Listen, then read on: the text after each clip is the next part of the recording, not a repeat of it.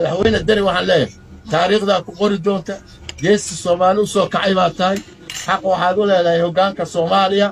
waxaan kaa codsanaya hadda koorna waa ku baaqaye soomaali inaad isugu yeerto dhirtibu heshiisiina garoowe iyo buntland noogu qabato dowladdii dhammayd ee federaal oo dadkaas dhaqaalahoodii iyo hubkoodii iyo mas-uuliyaddeediiba dalka uu xaqu ka saarnaa xataa waxay u diidday dhacawacoodii inay diyaarada u dirto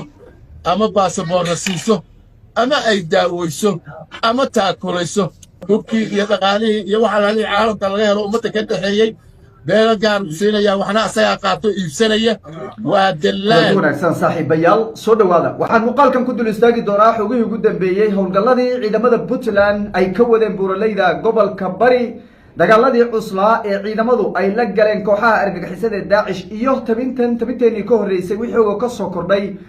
buuraleyda gobolka bari geesiyaasha ciidamada Puntland ee ku sugan iyo xogihii ugu dambeeyay ka soo kordhay ayaan dul istaagi doonaa waxaan dhinaca kale mid iyo laba ka oran doonaa muuqaalkaasi hordhaca ee daawateen waa waaska guud ee beelaha direed weeye waliba gaar ahaan sure weeye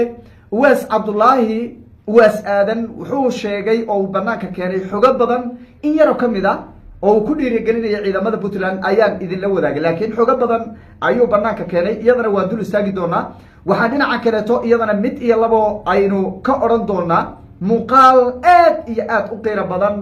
oo run ahaantii micno badan xambaarsan oo naga soo gaaray jiidaha hore ee ciidamada Puntland ay ku sugan yihiin waa muuqaalkaasi aad u jeedaan ee garabkeena socda iyadana waan dul istaagi doonaa dhinaca kale dowladda Puntland ayaa war ka soo saartay guulo waaweyn oo laamaha amniga waliba gaar ahaan kuwa gobolka bari ay ka sameeyeen magaalooyinka shabakado kuwa madax jabisa kuwa lacag ururina kuwa waxa weeye soo baxsaday mas'uuliin kooxda argagixisada Daesh iyo qooleysatada u xilsaarnaa iyo sidoo kale dad fara badan oo iskugu jira Soomaali ajaanib ayay laamaha amnigu banaanka keeneen inay ku guuleysteen soo afjaridooda ma aha dagaalka oo kaliya buuraha calmiskaad ee gobolka bari laamaha amniga ee Puntland waxay wadaan dadaalo xoogan oo magaalooyinka laga wado oo lamida dagaalada ciidamadu ay kaga jiraan buuraha gobolka bari haddaba guulaha waaweyn ee ay soo bandhigeen iyo sidoo kale shabakadahani ay sheegeen laamaha amniga ee gobolka bari ayaan iyadana soo qaadan doonaa waxaan dhinaca kale dul istaagi doonaa jaaliyadaha reer Puntland oo run ahaantii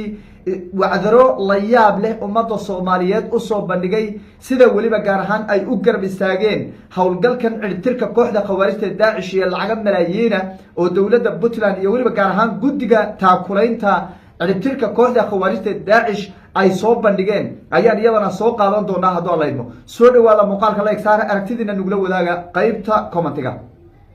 aynu ku bilowno horta howlgalku waa socdaa si habsami leh ayuu u socdaa ciidanku hadda waxay ku jiraan oo kaliya baacsiga iyo raadinta firxadka kooxahaasi iyo meelaha ay markaasi ku dhumalaysanayaan markii la qiimeeyo dhul yar ayaa hadda u dhiman walow dhulku uu yahay dhul jeexjeexa dhul aad iyo aad xaaladiisu ay u adag tahay haddana saraakiisha hogaaminaysa howlgalka waxay sheegeen inaysan wax badani hadda aysan u dhinnayn maalmo koobanna ay ku soo afjari doonaan dowladda Puntland maalinka hor waxay sheegtay in inta Ramadaan aan la gaadhin la soo afjari doono kooxahaasi saraakiishu waxay maanta saraakiil ka soo hadashay waliba jiidaha hore ay sheegeen in muddada dowladdu ay qabatay lagu soo afjari doono gabi ahaan kooxahaasi argagixisada inta deegaan ee hadda ay ku dhiman buuraha calmiskaad ee gobolka bari gabi ahaanba la soo gabagabayn doono marka si habsami leh ayuu u socdaa goob walba laga shaqo madaafiicda ayaa ku hobaraysa diyaaradaha wax duqeeya ayaa qayb ka qaadanaya marka howlgalku inaan isha ku hayno waa muhiim waxa laga yaabaa inaad istiraadid warninka uu soo celcelinaya waxaan u soo celcelinayo qayb baan rabaa inaan kaga qaadano oo ummadda Soomaaliyeed ay la socoto tallaabo halka la marayo guulaha la gaadhayna aynu waxa weeye ugu hambalyayno geesiyaasha reer Puntland ee keenay ee guushaasi ilaahay baa la garab galay oo guushaasi makaniye laakiin aynu ugu hambalyayno oo inagana intaasi aan ku garab istaagno marka guulo waaweyn bay ciidanku gaareen sidaasi ayuuna hadda xaalku halkaas u maraya dhinaca kale muuqaal qurux badan baa soo gaaray oo aad iyo aad aan ula fajaxay oo waliba micno badan xambaarsan ciidanka ku jira jiidaha hore oo waxa la soo duubay dabaqan inay raalli ka ahaayeen iyo inuu wiil gacan fudud uu ku xaday waxa la soo duubay askari walba difaac meel kaga jira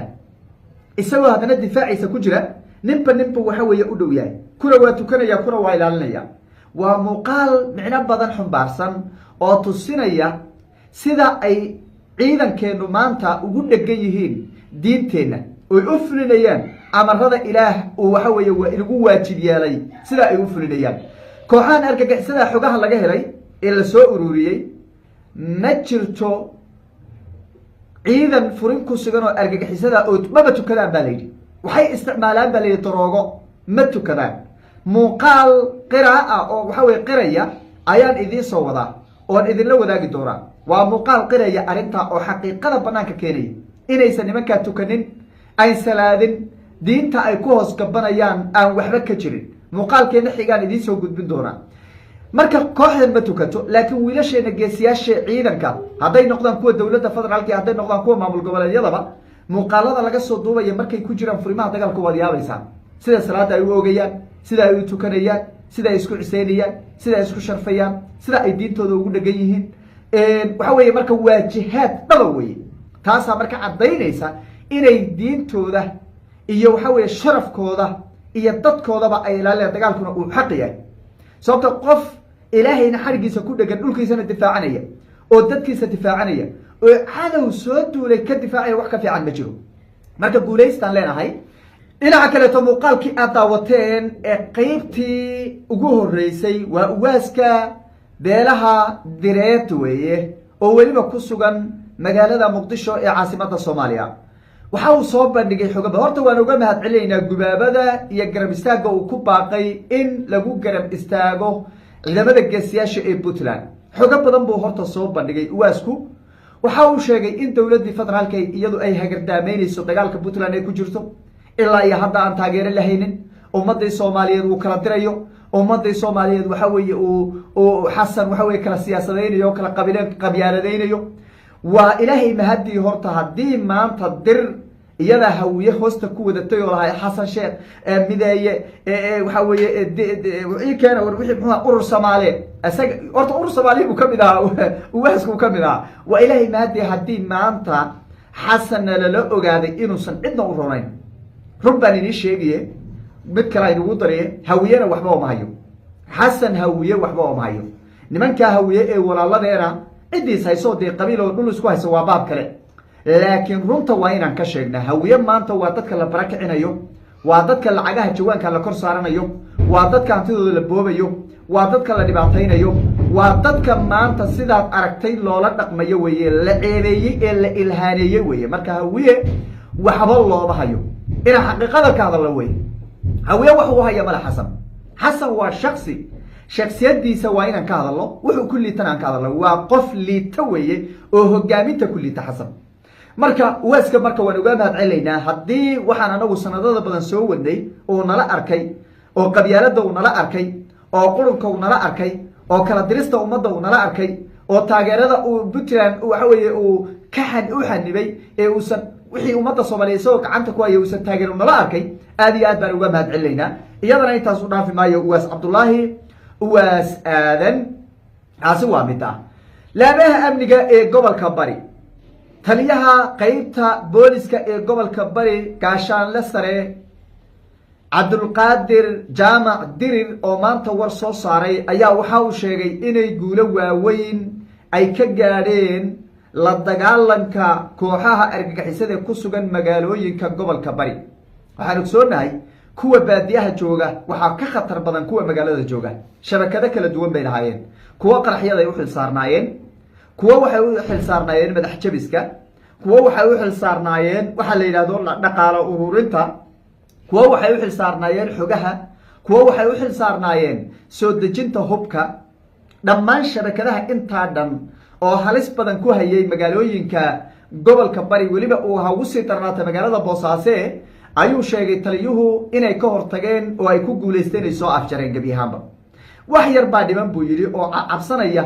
oo hadda laga yaabo weli inay ku hawleeyihiin fududaynta biyaha iyo sidoo kaleeto saadka raashinka firxadka kooxahaasi meelahay ku dhumaalaysanayaan ugu geeya kuwaana waynu ku daba jirnaa buu yidhi oo dhowaan waa soo afjari doonaa waa qeyb weyn bay ka tahay guulaha ciidamada puntland ay gaadheen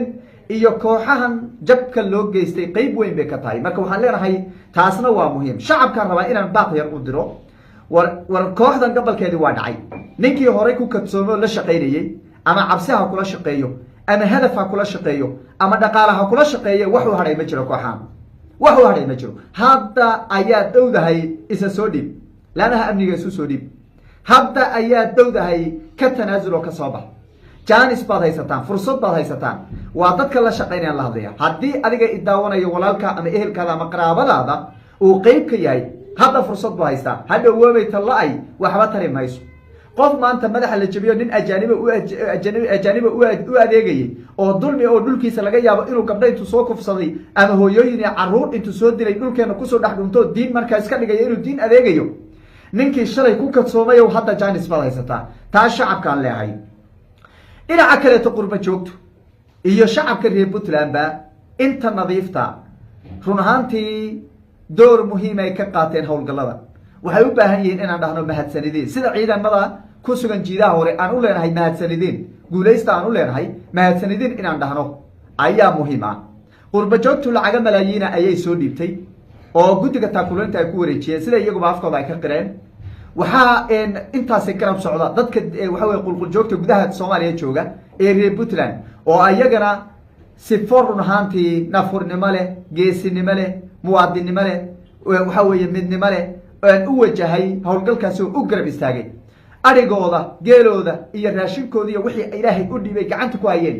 ayay si mutadawacnimo ah ula garab istaageen ciidankooda dhiig bay u shubeen dhiig bay run ahaanta u shubeen shacabka soomaaliyeed oo dhan lagama wada helo waan ogsoonahay waan isnaqaanaa shacabka reer puntland marka waxaan leenahay iyagana mahadsanidin guulaysta reer puntland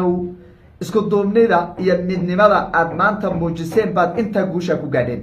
inta kalena intaa ku dhamaystiran leenahay horay u socdaan leenahay waynu eegi doonaa wixii kasoo kordho muuqaaladeena dambe ayaan idinkula wadaagi doonaa xoguhu waa isdaba joog muuqaalo badan oo xasaasi ah ayaa inii soo socda oo la xidhiidha dagaaladaasi waraysiyo iyo sidoo kaleeto xog uroorin badan oo aynu soo sabaynay baa soo socda oo muuqaaladeena dambe aad ku maqli doontaan fadlan haddii aad ugu cusub tahay nagu xidhnow oo nala soco oo si weliba uu muuqaal walban soo